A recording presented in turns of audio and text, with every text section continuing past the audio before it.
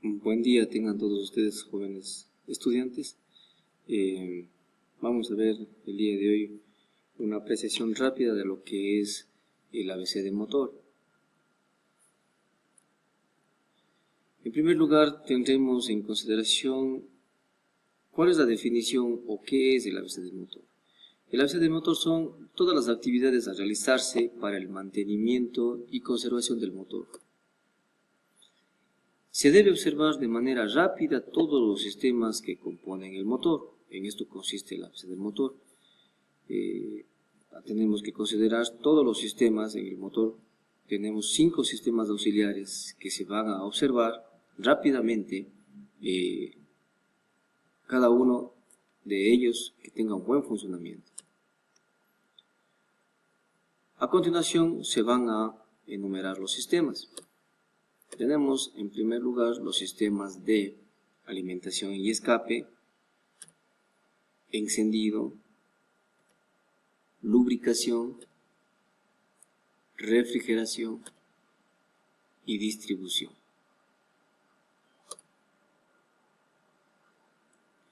Antes de comenzar con el ABC de motor, necesitamos o debemos realizar pruebas de funcionamiento. Algunas de las pruebas de funcionamiento que podemos realizar son las siguientes. En primer lugar tenemos la medición de la compresión. ¿En qué consiste esto? La medición de compresión consiste en revisar cuál es la presión de compresión que tiene el motor. Esto lo realizaremos con un compresímetro, el cual dispone de un manómetro de presión de aire para medir ya sea en PSI, es decir, en pulgadas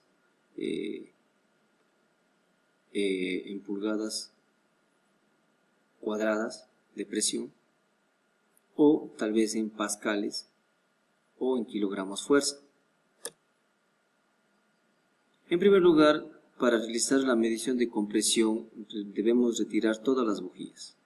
Todas las bujías debemos retirar para que cada uno de los cilindros, al desarrollar cierto rendimiento, no tenga el freno de los otros cilindros, ¿sí?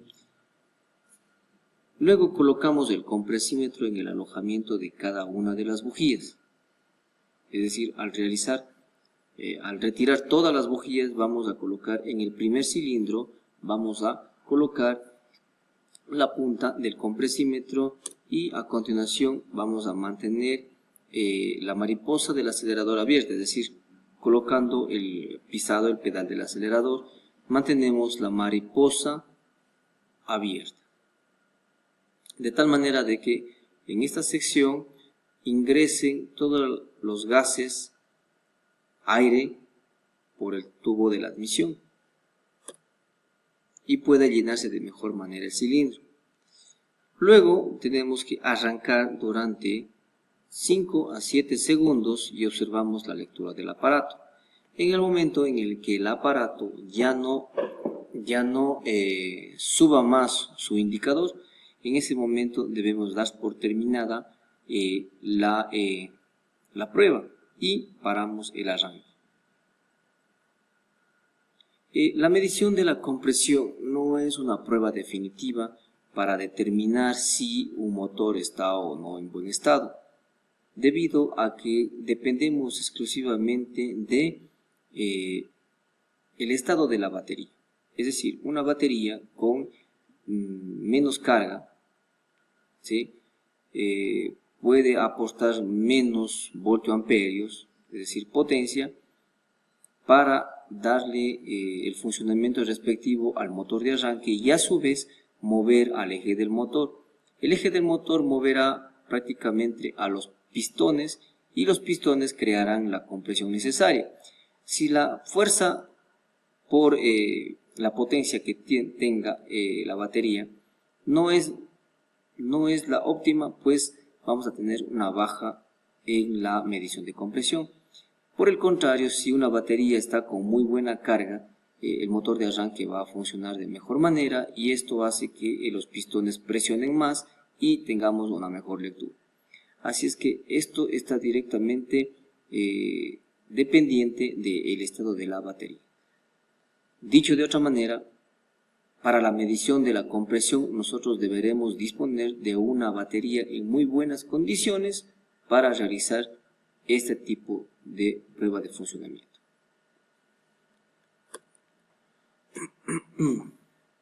A continuación nosotros vamos a realizar la prueba y análisis de gases.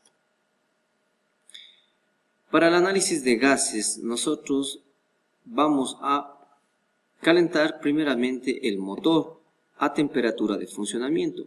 Esto es dependiendo del tipo de motor, lo que su fabricante lo recomiende. Hay motores fríos, hay motores calientes, dependiendo del tipo de motor.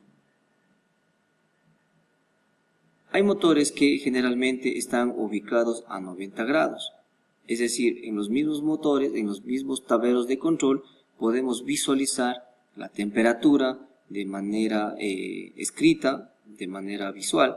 En otros solamente está la tendencia de la aguja, en donde se puede observar un punto en un punto medio en el que nos indica que el motor está ya a temperatura de funcionamiento, es decir, hablamos de un motor caliente. Luego conectamos la sonda del analizador en el tubo del escape, también preveyendo de que el analizador también anteriormente o previamente debe ser calentado y puesto a punto, ¿sí? Es decir, acerado, puesto a cero, una puesta a punto a cero, y lógicamente ahí en esas condiciones podríamos colocar la sonda en el tubo del escape para realizar la medición, como vemos en la gráfica, ¿sí? En la gráfica de la izquierda nosotros observamos ya el analizador, en donde nosotros encontramos un índice de CO, un índice de CO2, un índice de HC. En este caso también encontramos un índice de O de oxígeno y la mezcla estequiométrica, es decir, una relación lambda sobre NOx, una relación lambda sobre nitróxido. Y también podríamos conectar una sonda que mida las revoluciones. Lo que nosotros revisamos, o lo más notorio que vamos a revisar, es el índice de CO, el porcentaje de CO y las partículas por millón de HC, es decir, partículas ppm de HC, partículas por millón de hidrocarburos. Esto quiere decir que son partículas por millón de gasolinas no combustionadas. En primer lugar tenemos nosotros por años, ¿sí? Por años en el índice de CO y también para las ppm de HC, dependiendo del año.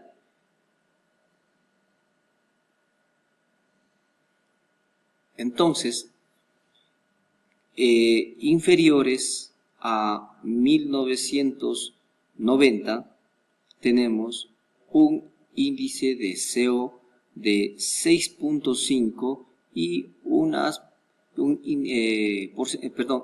partículas por millón admisible de HC es hasta 1000. En el caso de 1900 mayores a 1990 hasta 2000, tenemos que el porcentaje de CO es de 3.5 y partículas por millón admisible de HC sería de hasta 650 el valor de HC, de partículas por millón de HC.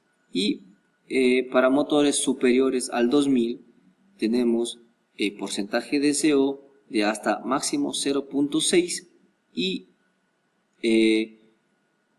de un valor de 160 partículas por millón de HC admisibles. Lo que nosotros encontramos como CO2, es el porcentaje de dióxido de carbono que nosotros encontramos en el escape, producto de una buena combustión. Si tenemos una buena combustión alcanzaremos aproximadamente 14.5, un valor de 14.5, pero entre el valor de CO2 y el valor de lo X que vemos en la parte inferior izquierda, aproximadamente tienen que sumar entre 14 y 15 el valor sumados entre los dos. Teniendo en consideración que una apreciación en el valor del oxígeno, es decir, en la parte inferior izquierda, superiores a 4 o 5 puntos en el valor de oxígeno, estaría implicando una fractura, una entrada involuntaria de aire al tubo del escape, o en otras palabras, el tubo del escape estaría con alguna rotura o ingreso de aire, o algún empaque tiene una fractura, una rotura, o está dañado un empaque de tal manera que ingresa aire al escape. Aquí tenemos los valores de los análisis de gases, lo que ya había mencionado anteriormente, ¿sí? Tenemos dos regímenes para lo que son las mediciones, en alta y baja. Partículas por millón de HC y porcentaje de CO, anteriores a 1990, de 1990 a 1999 y valores desde 2000 en adelante.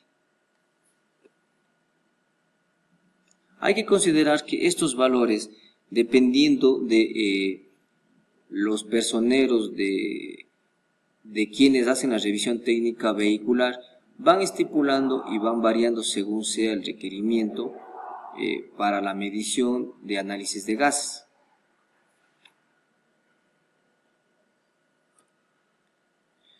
Otra prueba de funcionamiento es el giro redondo del motor, es decir, nosotros revisaremos que las revoluciones por minuto sean uniformes en ralentí y a régimen alto. Eso podemos revisarle con un tacómetro. Podemos disponer un tacómetro en un multímetro automotriz, de tipo automotriz, en donde nosotros podemos ir observando que mientras más estable sea el régimen de revoluciones, el funcionamiento del motor es mucho más eficiente. De no ser así, las variaciones en RPM podrían dar irregularidades en el funcionamiento de uno a otro cilindro, o si no es en todos los cilindros que posee el motor. Otra comprobación: se comprueba con osciloscopio, de preferencia automotriz, el funcionamiento asimismo del motor, de tal manera que mediante un osciloscopio nosotros revisaremos que el régimen de funcionamiento sea el mismo, es decir, las frecuencias de funcionamiento que tengamos nosotros sean las mismas todo el tiempo en todos los cilindros del motor. Continuamos. El funcionamiento del sistema de encendido. Para revisar el funcionamiento del sistema de encendido se hace una prueba práctica. Se realiza una prueba práctica en donde nosotros colocamos en marcha al motor en primer lugar. Luego vamos a desconectar los cables de bujías uno a uno. Y en cada desconexión debe existir un fallo de funcionamiento. Esto quiere decir que la bujía que nosotros vamos desconectando va a estar exenta de energía para producir chispa. Por lo tanto, ese cilindro va a dejar de funcionar. Por esa razón, en cada desconexión debe existir un fallo de funcionamiento. Si esto ocurre, quiere decir que está funcionando bien. Pero si es que no hay un fallo, no hay ninguna alteración, quiere decir que esa bujía es la que está fallando. Ese cilindro es el que no está funcionando correctamente. En la desconexión que no se observa ningún cambio, diremos que ese cilindro no está trabajando por falta de ignición en la bujía.